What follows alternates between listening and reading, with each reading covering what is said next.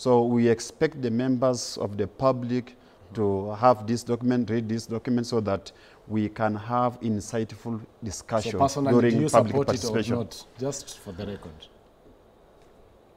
Personally,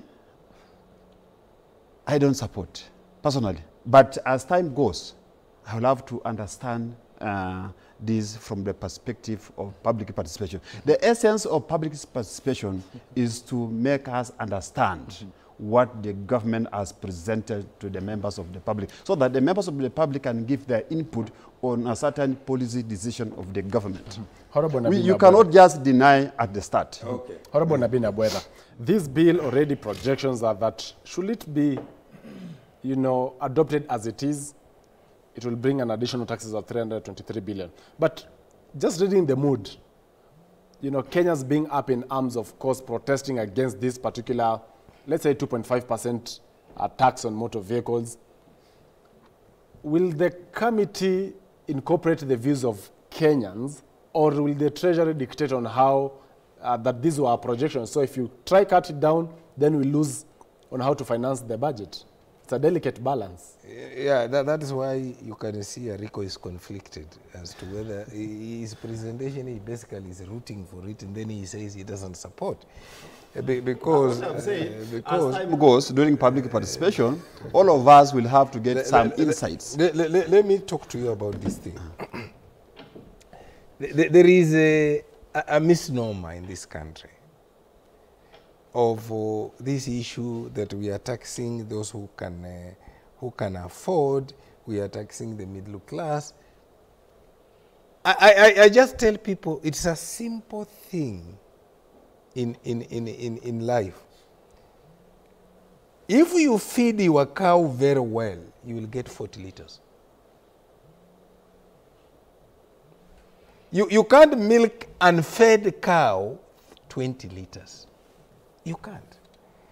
Taxation is a similar principle.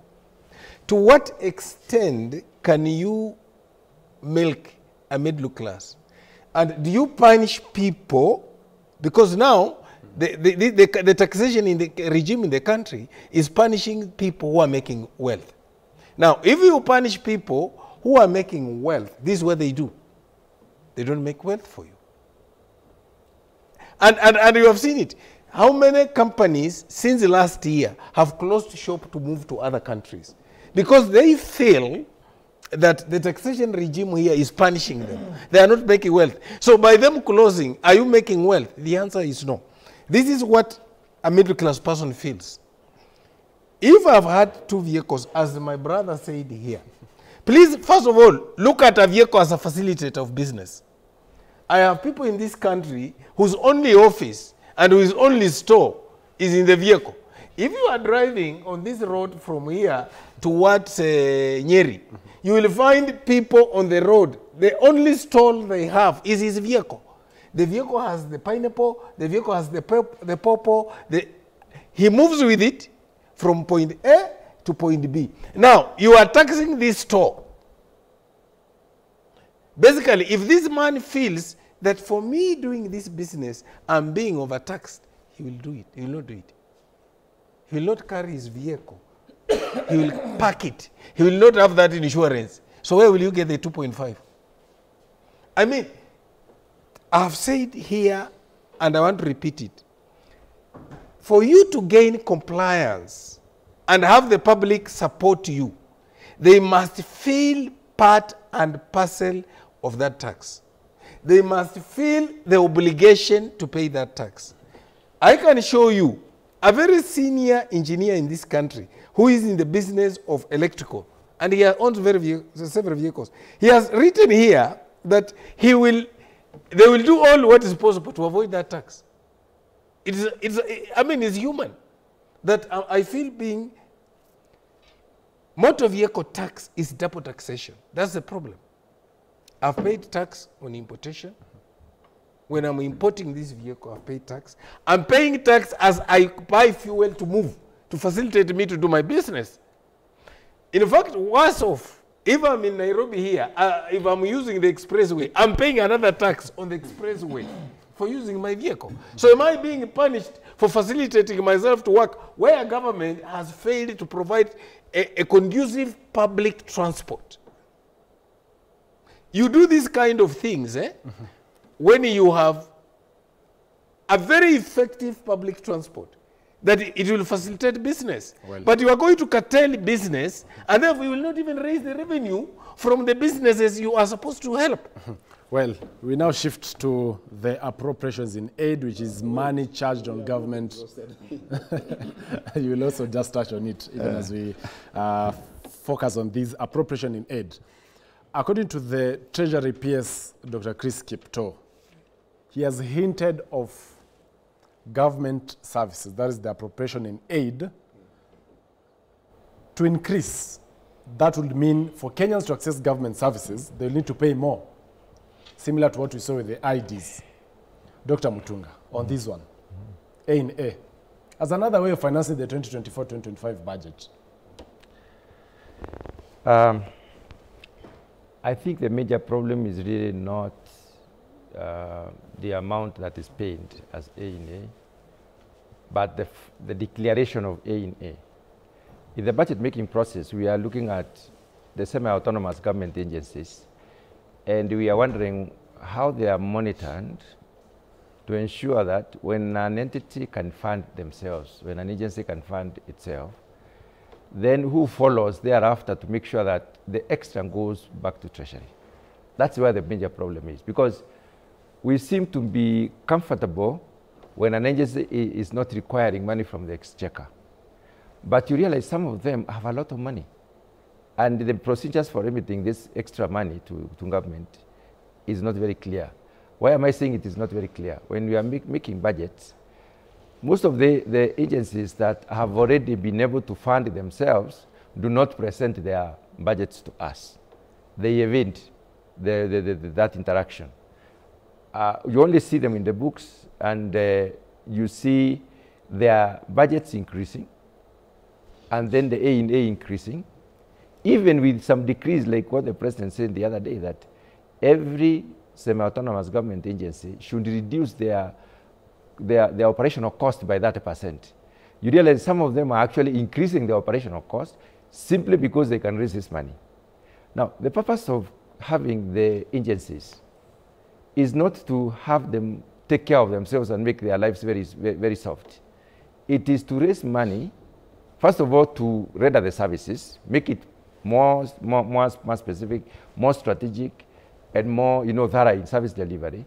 And secondly, to also raise revenue for exchequer. I think what the government needs is to render on semi-autonomous government agencies and look for a mechanism of ensuring that besides supporting themselves, they are also raising money for this country. Having said that, yes, indeed, if there is a slight adjustment in the amount of fees that are paid to any agency for services, then of course there will be an increase in the amount of money raised or rather collected in a year. So you're supporting the move to increase government service charges on government services? A marginal increase would basically support the... Dr. Rico, in this current... The idea is that if you gain on time, you gain on the quality of service that you get, and if the agency is operating optimally, then we save a lot as a country when we pass through such an agency. Dr. Rico, appropriations in aid as an element to financing the budget. In this current financial year, we saw proposals, and actually they were implemented. For instance, passports, or even IDs, where you'll now have to pay 1,000 Kenya shillings for you to perhaps reapply, or while reapplying actually for your lost ID, among other fees that were introduced. Even as the government is keen to increase its appropriation in aid, what are your concerns? Chacha, my concerns in A is the disclosure of A and remittance of A to the consolidated fund. That's one. People don't know that. From next financial year, this coming financial year, A will be remitted to the consolidated fund. Unlike previously, it was being held by the agencies, ministries and agencies, departments and agencies. So A&A has been there to finance the budget. But the problem has been the disclosure and being presented in the budget and being sent to the consolidated fund. That's the only difference. This A&A, just like the tax revenue measures, is incremental. Every year it has to increase because the services being provided by government are many. And as per the population, obviously, those services will have to raise more A&A. I don't see any problem with that. So the only problem here, service delivery by those ministries, departments, and agencies, which uses the A&A to provide services to Mananchi. Honorable Nabina Bwera, A&A, government seeking to have it in alternative of perhaps taxing Kenyans. So we'll have a situation where already you tax from this other side, but for you to access services in the same government, you need to pay fees. And you saw for what happened in the IDs. My position is basic. You cannot charge the public for providing government services because you have already taken taxes from them to finance government operations. It is a government that does not know what it is doing that will go. And I'll please let me tell you. I gave you opportunity to say. Let me now tell you a simple thing. Why even the court had to stop it? Somebody somewhere one morning woke up and said, all schools be on that digital platform to pay. E-Citizen. So, E-Citizen. Then there were two questions that were asked. I sit in the education committee. Who meets the cost? This is a struggling economy. First of all, that farmer, that parent is unable to pay fees. And he's going to pay so many times because anauza kuku 1,000 analipa. I mean, how many times and every transaction he is paying is being charged for it. My brother, that is a very faulty way of affording people government services. You know, there is a reason. There is a reason why. Is there a tax on that? But you pay for every transaction. What am I inquiry? While we have a 3.9 trillion budget to fund, options are three: either taxes, appropriation in aid, or borrowing. So which one do you? Because you seem to oppose the taxes. Let me tell you that is a very faulty way of thinking. That I'm opposing taxes. I'm telling you, you need to be reasonable. And Kibaki showed us these things. Please don't overdo. Your final remarks, 30 yes, seconds. I can tell you, don't overdo. The question you need to be asking yourself, what kind of, what can this economy afford as taxation? That is a question you must do. You must cost this economy and say, in an economy like this one, in where people are not affording a meal, this is the level of taxation that we need to have. But your people are going hungry, and you keep on increasing taxes. What kind of stupidity is that? Thank you. Dr. Mutunga, your final remarks in 30 seconds on financing the next financial year's budget. I'm not surprised to hear what Navarra says, because he has an oppositionist mind. And when he speaks against the government always. Now, sometimes I wonder, if you listen to people on the other side of the divide, they want government to provide everything. Government pay all the fees, government pay what, the government do this, government do the other. But they don't ask, where does the government get this money to do these things? So the idea is we need to rationalize when we are demanding by making sure that we can also provide for means of realizing these resources. So, well, I think taxation is one of the ways that Kibaki introduced and enforced to make sure that Kenya becomes an independent country, that we become a country that can take care of its own bills, can take care of our own, budget. And that was important. And from then on, Kenya has been doing extremely well in terms of supporting our revenue.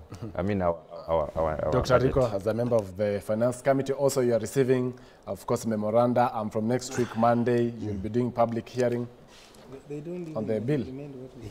So, Chacha, I want to ask Kenyans, the citizens of Kenya, the patriotic Kenyans, if we demand more services, if we demand more development in this country, we should expect to be patriotic Kenyans to contribute to this development through compliance or payment of taxes. That's what I want to tell Kenyans.